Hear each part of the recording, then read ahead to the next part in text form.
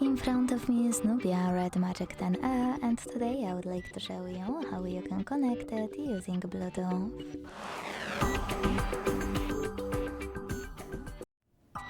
Begin by opening settings and tapping on Bluetooth over here.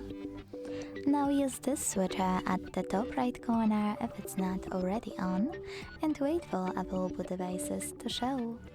When they do, click on the one you wish to connect to. Select pair in the pop-up or click on this icon next to allow access to your contacts and call history, and then hit pair. Either way, just wait for the other device to accept your request, and as you can see, my devices were successfully connected.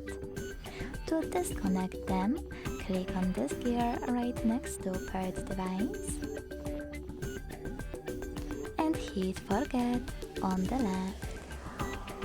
Thanks so much for watching. If you enjoyed this video, don't forget to leave a like, comment and subscribe.